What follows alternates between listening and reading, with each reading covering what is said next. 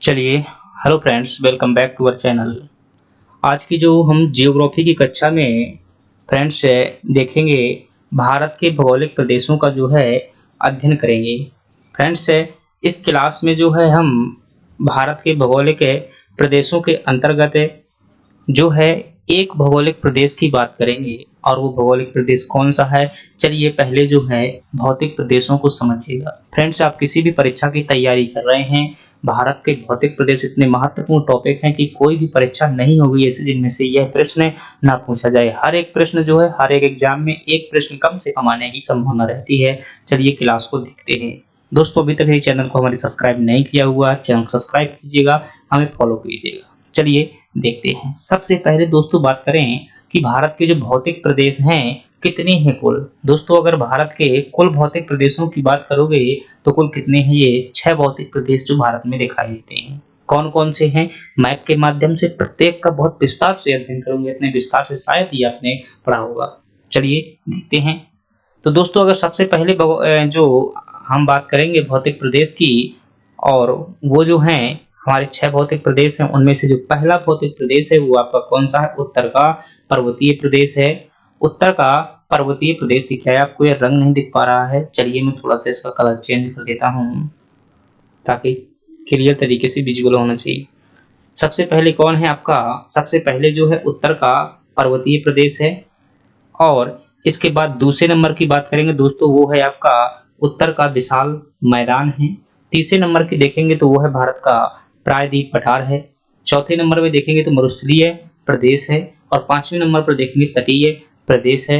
और 6वें नंबर का देखेंगे दोस्तों वो है द्वीप समूह। ये क्या है, भारत के फ्रेंड्स है भौतिक प्रदेश हैं। इनमें से प्रत्येक भौतिक प्रदेश का जो हम क्या करेंगे बारी बारी से अध्ययन करेंगे, बहुत विस्तृत तरीके से मैप के माध्यम से हर एक फैक्ट को मैं क्लियर करते हुए चलूंगा। जो प्रश्न यहाँ से पूछे जाते हैं उन पर भी चर्चा करूंगा। दोस्तों अगर उत्तर का जो ये उत्तर का पर्वतीय प्रदेश है, उत्तर में स्थित है, तो इसमें कौन कौन से आते हैं फ्रेंड्स। उत्तर के पर्वतीय प्रदेश के अंतर्गत जो है हमें 3 चीजें दिखाई देती हैं। कौन कौन सी 3 चीजें दिखाई देती हैं, अगर पहले नंबर की बात करेंगे दोस्तों वो है ट्रांस हिमालय, और दूसरे नंबर की बात करेंगे वो है हिमालय, और तीसरे नंबर की बात करेंगे वो है हमारा पूर्वी हिमालय। फ्रेंड्स अगर ट्रांस हिमालय को पुनः वर्गीकृत करेंगे तो इसमें भी हमें 3 भाग दिखाई देते हैं। 3 पर्वत श्रेणियां, पहली है काराकोरम पर्वत श्रेणी, दूसरी है लद्दाख पर्वत श्रेणी, और तीसरी है हमारी जास्कर पर्वत श्रेणी। चलिए एक एक करके बात करते हैं, मैप के माध्यम से भी बताता हूं। दोस्तों हम सबसे पहले बात करेंगे किसकी, ट्रांस हिमालय की बात करेंगे। और ट्रांस हिमालय किसका हिस्सा है, उत्तर के पर्वतीय प्रदेश का हिस्सा है। जैसा कि हमने देखा था पिछली स्लाइड में कि जो उत्तर का पर्वतीय प्रदेश है इसके 3 भाग है, ट्रांस हिमालय, हिमालय और पूर्वी हिमालय। ट्रांस हिमालय के 3 भाग हैं, तो हम बात कर रहे हैं ट्रांस हिमालय के। ट्रांस हिमालय के 3 भाग कौन कौन से हैं, तो फ्रेंड्स आप देख सकते हैं कि ट्रांस हिमालय के जो 3 भागों में बांटा गया है वो कौन कौन से हैं, चलिए देखिएगा। ट्रांस हिमालय के अगर 3 भागों की बात करेंगे तो पहला भाग है दोस्तों आपके सामने, वो है काराकोरम पर्वत श्रेणी।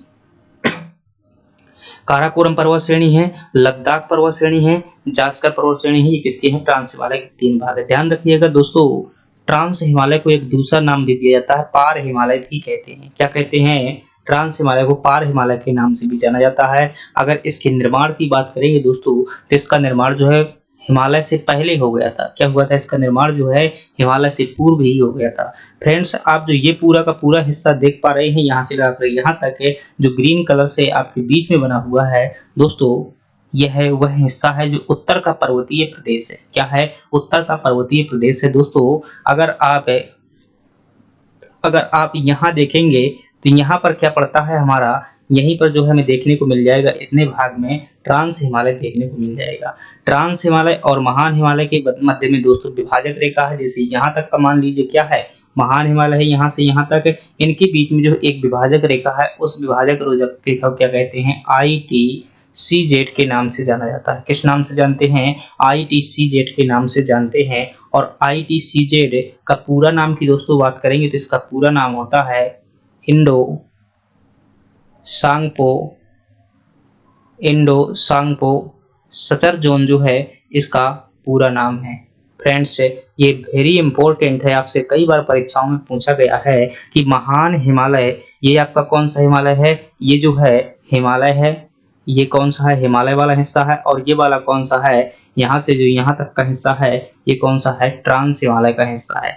तो ट्रांस हिमालय और महान हिमालय को कौन सी रेखा विभाजित करती है, तो आप क्या बताएंगे, ITCZ अर्थात इंडो सांगबू सदर जोन द्वारा क्या किया जाता है, विभाजित किया जाता है। चलिए बात करते हैं, प्रत्येक की एक एक की हेडिंग बना करके विस्तृत नोट्स बनवाता हूँ आपका। ये है दोस्तों आपके सामने काराकोरम पर्वत श्रृंखला। चलिए बात करते हैं काराकोरम की। फ्रेंड्स, काराकोरम पर्वत श्रेणी में देखेंगे तो सबसे पहली बात आपको जो ध्यान रखना है, काराकोरम पर्वत श्रेणी का जो है एक अन्य नाम है, प्राचीन काल में से कृष्णगिरी के नाम से जाना जाता था। आप मैप में देखेंगे तो ये जो ऊपर आप देख पा रहे हैं यहाँ पर नाम भी लिखा हुआ है काराकोरम पर्वत श्रेणी। ये जो श्रेणी है कहाँ पर है, काराकोरम पर्वत श्रेणी है। ये नीचे इसकी क्या है, लद्दाख पर्वत श्रेणी है, और नीचे क्या देखेंगे, जास्कर पर्वत श्रेणी है। फिर यहाँ हिमालय आ गया और विभाजित करने वाली रेखा ये कौन सी आ गई, इंडो सांगपो सचर जोन जो है आ गई। दोस्तों काराकोरम पर्वत श्रेणी की सबसे पहली बात अगर की जाए कि इसकी स्थिति कहाँ पर है, तो इसकी स्थिति कहाँ पर है दोस्तों, POK वाले एरिया में है, भारत के वर्तमान हिस्से में नहीं है। दूसरी बात करें, काराकोरम पर्वत श्रेणी की सबसे ऊंची चोटी कौन सी है, दोस्तों ध्यान रखिएगा, बहुत इंपॉर्टेंट है, आप कितनी भी स्टार लगा दीजिएगा कि K2 जो है इसकी सबसे ऊंची चोटी है। K2 या इसी का दूसरा नाम है दोस्तों गॉडविन ऑस्टिन, और इसकी ऊंचाई कितनी है, 8611 मीटर जो है इसकी ऊंचाई है। फ्रेंड्स, बहुत महत्वपूर्ण बात है, यह जो है भारत की सबसे ऊंची चोटी है। कौन, जो K2 है भारत की सबसे ऊंची चोटी है, और विश्व की दूसरी सबसे ऊंची चोटी है। ये भी आप जो है लिख सकते हैं कि विश्व की दूसरी ऊंची चोटी कौन सी है, तो आप क्या बताएंगे कि जो गॉडविन ऑस्टिन है विश्व की दूसरी सबसे ऊंची चोटी है, जो कि कहां पर स्थित है, काराकोरम पर्वत श्रेणी पर स्थित है। ये दोस्तों काराकोरम पर्वत श्रेणी है। अगर आप यहाँ चित्र बनाना चाहते हैं तो यहाँ पर ऐसे दिखा सकते हैं कि ये काराकोरम पर्वत श्रेणी के ऊपर जो है एक चोटी स्थित है, जिसका नाम है क्या, गॉडविन ऑस्टिन। इसी को जो है हम क्या कह देते हैं, K2 भी कह देते हैं, K2 हो जाएगा। दोस्तों काराकोरम पर्वत श्रेणी पर ही सबसे ऊंचा दर्रा भारत का काराकोरम दर्रा स्थित है। ये क्या है, भारत का सबसे ऊंचा दर्रा है, भारत का सबसे ऊंचा दर्रा है। फ्रेंड्स, इसके अंतर्गत देखेंगे काराकोरम श्रेणी में ही एक हिमनद पाया जाता है, जो हिम का बहुत बड़ा भंडार है बर्फ का, जिसे सियाचिन ग्लेशियर के नाम से जानते हैं। तो सियाचिन ग्लेशियर कहाँ स्थित है, काराकोरम पर्वत श्रेणी पर स्थित है। और दोस्तों बात करें तो 1994 में 84 में क्या किया गया था, हमने ऑपरेशन मेघदूत चलाया था। कौन चलाया था, ऑपरेशन मेघदूत, और इसके माध्यम से यह क्षेत्र जो है पाकिस्तान से क्या किया था, छुड़ाया था। क्या किया था, पाकिस्तान से क्षेत्र को छुड़ाया था। पहले यह क्षेत्र पाकिस्तान के पास में हुआ करता था। दूसरी बात करें दोस्तों, सियाचिन जो ग्लेशियर है सबसे ऊंचा युद्ध स्थल भी है, यहाँ पर युद्ध भी हो चुका है, तो विश्व का सबसे ऊंचा युद्ध स्थल है। दोस्तों यहाँ से नुब्रा नदी का उद्गम भी होता है। सियाचिन ग्लेशियर से किस नदी का उद्गम होता है, नुब्रा नदी का उद्गम होता है। तो ये हमने किसके बारे में देखा, काराकोरम श्रेणी के बारे में देखा। इसके बाद यहाँ से कोई भी प्रश्न नहीं आएगा, ये मेरी गारंटी है। चलिए देखते हैं अगली पर्वत श्रेणी के बारे में, और अगली पर्वत श्रेणी है जो फ्रेंड्स हमारी, वो है लद्दाख पर्वत श्रेणी।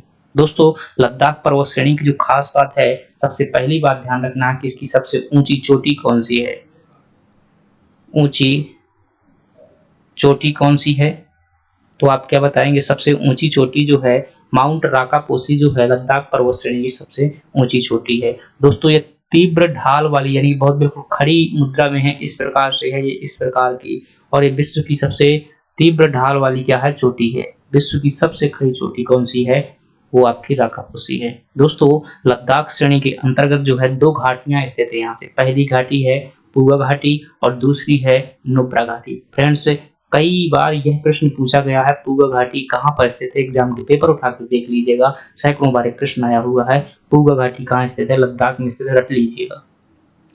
भूतापीय ऊर्जा की दोस्तों बात करें, ये जो पूगा घाटी है किस लिए इतनी महत्वपूर्ण है, तो यहाँ पर जो है भूतापीय ऊर्जा का एक केंद्र है। भूतापीय ऊर्जा क्या होती है, तो पृथ्वी से गर्म पानी निकलता है, वही क्या होती है, भूतापीय ऊर्जा केंद्र होता है। नुब्रा नदी जो है दोस्तों काराकोरम पर्वत श्रेणी से निकल रही थी, वो यहाँ पर आकर के लद्दाख में क्या करती है, नुब्रा घाटी का निर्माण करती है।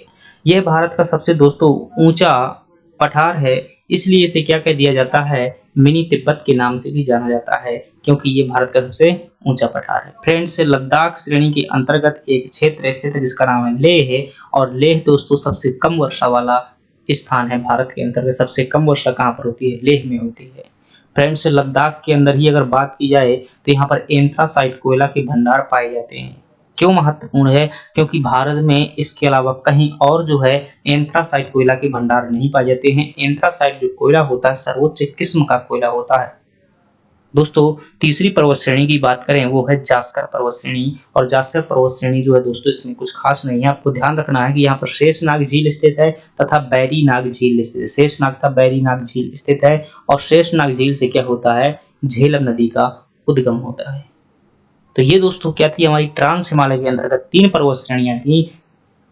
आगे चल करके हम दोस्तों इसको और भी देखेंगे। जो अगला है हिमालय पर्वत के बारे में देखेंगे। मैं थोड़ा सा इस डिटेल में इसलिए नहीं बता रहा हूँ, मतलब एक ही साथ में, क्योंकि जो है एक साथ में दोस्तों देखने से कंफ्यूजन हो जाता है, इसलिए अलग अलग बता रहा हूँ। एक बार मैप में देखिएगा, आपके नीचे जो मैप दिख रहा है ये काराकोरम पर्वत श्रेणी है, बीच की लद्दाख पर्वत श्रेणी है और यहाँ पर आप देख पा रहे हैं जास्कर पर्वत श्रेणी।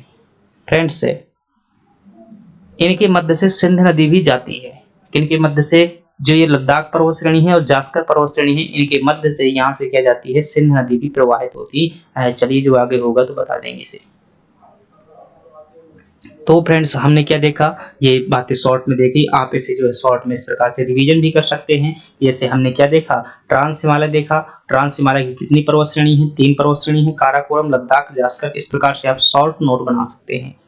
काराकोरम कहाँ स्थित है? आपका पीओके में स्थित है। लद्दाख में कौन स्थित है? लद्दाख श्रेणी। जास्कर श्रेणी जम्मू कश्मीर में है। काराकोरम में हमने क्या देखा था? सियाचिन हिमनद स्थित है। लद्दाख में जो है पूगा घाटी स्थित है और जास्कर श्रेणी में क्या है? शेषनाग झील है। यहाँ की सबसे ऊंची चोटी क्या है? केटू है और इसकी ऊंचाई कितनी है? इसकी ऊंचाई है 8611 जो है मीटर इसकी ऊंचाई है। यहाँ की सबसे ऊंची चोटी कितनी है? राकापोसी है। और यहाँ पर जो है दोस्तों शेषनाग से कौन सी नदी का उद्गम हो रहा था? झेलम नदी का उद्गम हो रहा था। काराकोरम दर्रा भी देखा था हमने।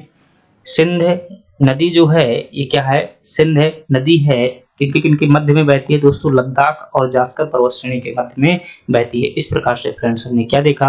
भारत के अंतर्गत जो भारत के भौतिक प्रदेश हैं उनमें से पहले भौतिक प्रदेश के अंतर्गत हमने क्या देखा? ट्रांस हिमालय देखा। कल हम जो दोस्तों हिमालय को पूरा करेंगे, हिमालय को देखेंगे, उसमें से तीनों भागों को देखेंगे। महान हिमालय, शिवालिक हिमालय और पूर्वी हिमालय जो मध्य हिमालय हैं, तीनों हिमालय हम देखेंगे बहुत विस्तार से मैप के माध्यम से। आपको सब समझ में आ जाएगा। चलिए दोस्तों धन्यवाद।